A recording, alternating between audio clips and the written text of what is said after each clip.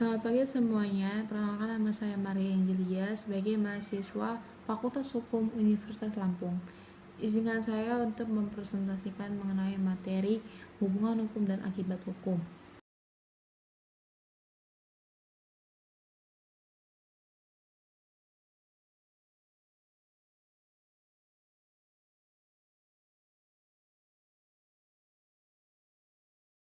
Yang pertama ada pengertian hubungan hukum, yaitu antara dua subjek hukum atau lebih, di mana hak dan kewajiban pada suatu pihak berhadapan dengan hak dan kewajiban pihak yang lainnya. Bahkan juga mengemukakan pendapatnya bahwa dalam suatu hubungan hukum terdapat pihak yang berwenang untuk meminta prestasi dan terdapat pula pihak yang wajib untuk memenuhi prestasi tersebut atau sebuah perjanjian tersebut. Lalu ada unsur-unsur hubungan hukum, ini terbagi jadi 3. Yang pertama adanya hubungan hukum antara pemilik hak dan pemikul kewajiban.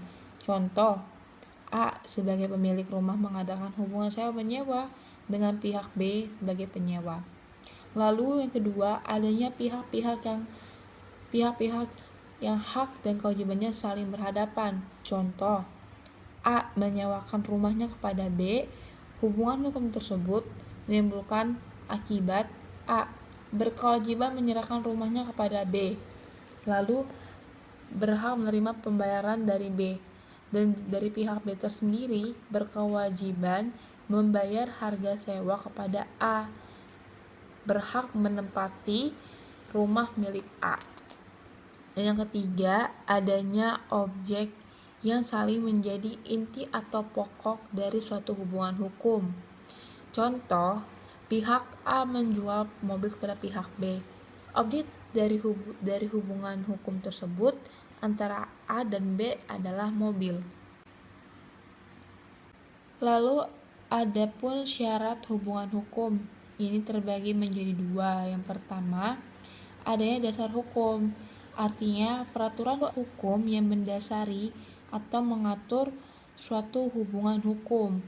Yang kedua, adanya peristiwa hukum, yaitu terjadinya peristiwa yang akibatnya diatur oleh hukum. Contohnya sebelumnya terjadi perjanjian sewa menyewa rumah antara A dan B. Perjanjian sewa menyewa tersebut diatur dalam bab ke-7 buku ketiga dalam pasal 1548 sampai 1600.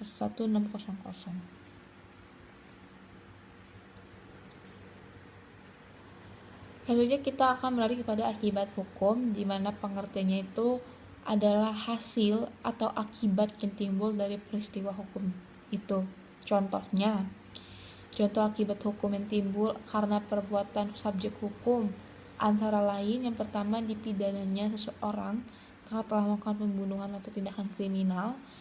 Yang kedua, hilangnya kekuasaan orang tua karena orang tua tersebut lalai menjalankan kewajibannya sebagai orang tua atau bersikap buruk terhadap anaknya.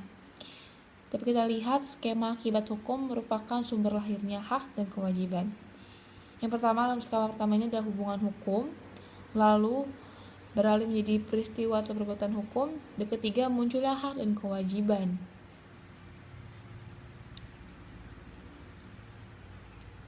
Dalam hukum, akibat hukum itu dapat berupa dalam 3 macam.